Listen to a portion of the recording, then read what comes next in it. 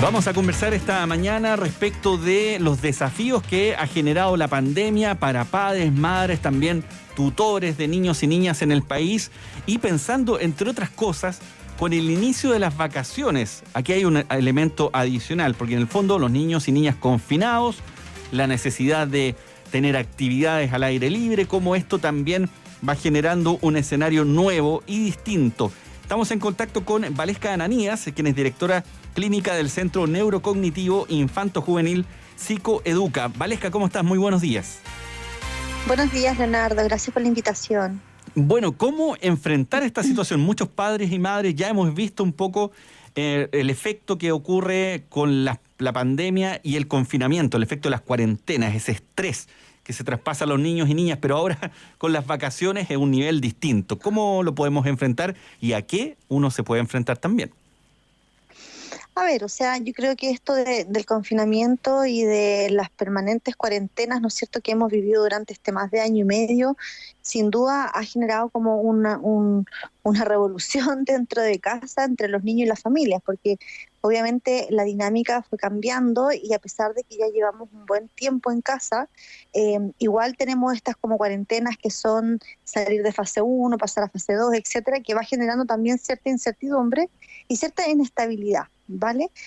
Ahora, claramente con esto de las vacaciones de invierno, yo creo que es un buen momento para comenzar, ¿no es cierto?, a tomar como un descanso, entre comillas, ¿no? Porque el descanso muchas veces uno lo plantea cuando viaja, cuando sale, ¿verdad? Pero el descanso lo vamos a hacer en casa igual. El punto está en que deberíamos como desconectarnos un poquito de los temas escolares y tratar de hacer cosas que sean lo más lúdico posible dentro de las posibilidades, evitando el acceso a las pantallas, ¿sí? Evitando mantener tanta frecuencia con el uso de pantalla y tecnología, ya que durante todo el año hemos estado muy cerca de estas pantallas, ¿no? Por el tema del colegio, por el tema del teletrabajo. Entonces, un poco la invitación es a tratar de desconectarnos dentro de lo posible, Leonardo, por supuesto, en actividades que sean más recreativas, más de ocio y más de acercamiento familiar. Y justamente, Valesca, ¿cómo manejar un poco esa situación? Porque los niños y niñas, de repente, su estrés, por decirlo así, el estrés pandémico, lo manifiestan en otras conductas. El estar un poco más desafiantes, más buenos para responder, por ejemplo, además de estar un poquito más activos. ¿A qué conductas podemos poner atención? Porque esto también va a generar una situación particular, que muchos papás y mamás o tutores van a estar quizás con trabajo telemático y a la vez con los niños y niñas en la casa. Claro, sin duda ese es un tremendo desafío porque las vacaciones son solo vacaciones de invierno de colegio y no los padres, ¿no es cierto? Entonces, lo más importante acá es, mira, mantener cierta rutina, yo creo que muy organizada, es decir, si bien es cierto están de vacaciones, pero ellos tienen que tener una rutina que les permita saber de manera anticipada qué es lo que tienen que hacer, qué es lo que van a hacer, para que puedan seguir ese ritmo y no estén en el fondo sin hacer nada, buscando qué hacer, desorganizados. Entonces ahí es donde aparece la interrupción, aparece el conflicto, ¿verdad?, con la familia, porque los papás siguen trabajando y los niños no saben qué hacer, están aburridos, necesitan la demanda del padre o de la madre o del cuidador. Entonces ahí se generan los conflictos. Yo creo que acá es muy importante organizar, tener una rutina, así como tenemos la rutina de colegio, bueno, tengamos rutina de vacaciones, tomemos desayuno, qué vamos a hacer después, qué tipo de juego van a hacer, a qué hora es el almuerzo, o sea, mantener cierta estructura que los niños conozcan para que puedan en el fondo tener cierta autonomía respecto de estos días de vacaciones. Ahora, eso implica un desafío familiar grande porque los padres siguen trabajando, igual están en casa y los niños igual requieren la atención de ellos. Piensa tú que hay niños que han estado con su papá durante un año y medio sin parar. Entonces, pedirles que no estén tan pendientes de ellos es muy complejo, es muy difícil. Ahora, la conducta que uno debiese siempre presentar o prestar más atención son los cambios radicales de comportamiento. Ajá. Por ejemplo, cuando los niños empiezan a tener dificultades para dormir, cuando tienen pesadillas, cuando están un poco más irritables, cuando, por ejemplo, están más contestatarios y antes no lo eran, cuando empiezan a cambiar, a variar su comportamiento, ahí uno tiene que prestar más atención y preguntarse a sí mismo cómo va, qué es lo que le está pasando, qué podría ser lo que le está afectando, más allá del contexto en el que vivimos, ¿verdad? Para ver de qué manera podemos ayudarlo y de qué manera podemos pasar por ese proceso. Porque si no, se instala como una conducta, ¿verdad? Y eso empieza a generar un conflicto a nivel familiar. Y entre el estrés del entorno, más el estrés laboral de los padres, ¿no es cierto? Se genera como un conflicto a nivel familiar un poquito a veces complicado. Estamos conversando con Valesca Ananías, quien es directora clínica del Centro Neurocognitivo Infanto Juvenil Psicoeduca. Ese elemento es clave, de una u otra manera es como estar atento a cualquier cambio y cómo abordarlo. Por ejemplo, la conversación inmediata o una conversación un poco más profunda a la hora del almuerzo o a la cena. ¿Cómo se va como trabajando esa dinámica? Mira, dependiendo de la edad, porque claramente los niños que son más pequeños tienen un funcionamiento psicológico emocional distinto a un adolescente, ¿cierto? Tenemos ahí 2 ciclos vitales de la vida que son un poco diversos y distintos. Entonces va a depender un poco como de eso, pero también va a depender de la relación y del tipo de apego y vínculo que los padres tienen con sus hijos. Acá es súper importante, Leonardo, me gustaría destacarlo en esta entrevista, es que los niños requieren atención de los padres y los papás necesitan estar con sus hijos, y no solamente estar significa almorzando o yo en trabajo y mi hijo jugando en la habitación de al lado. Significa estar tiempo en conjunto para conversar, para compartir, para hablar sobre la situación, para calmar sobre ciertos procesos o incertidumbres o miedo, y también para buscar espacios en los cuales podamos enterarnos de lo que le está pasando a los niños. Entonces, aquí también hay un desafío mayor que los padres han tenido que enfrentar durante este periodo y que sin duda nosotros lo que vemos en la clínica es que sí se ha hecho, ¿no? Los papás están muy empoderados hoy día, pero siempre lo decimos como con el ánimo de poder contribuir. Los niños requieren atención, requieren tiempo de parte de los padres, y ese tiempo los papás tienen que organizarlo.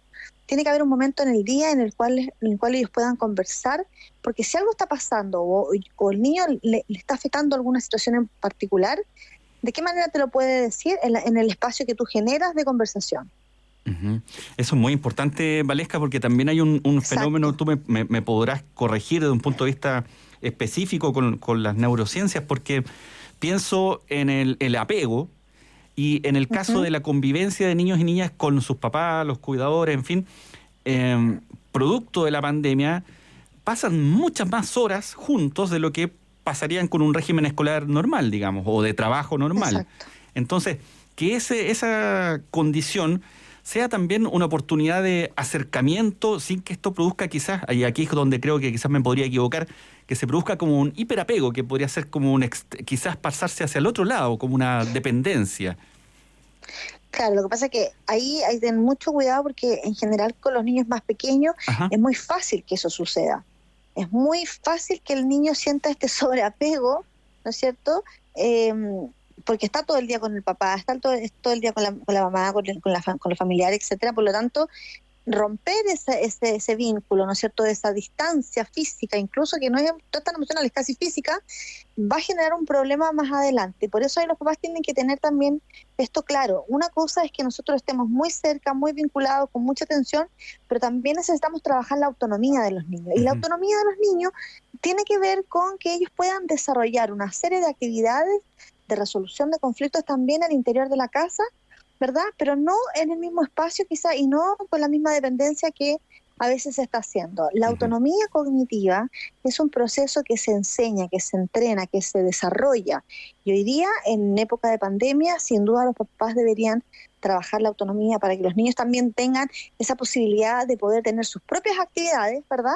Con los padres en casa, pero también en su propio espacio, tanto físico, pero también como en su espacio como cognitivo, de poder decidir qué quiero jugar, a qué no quiero jugar, qué quiero hacer ahora y qué quiero hacer después.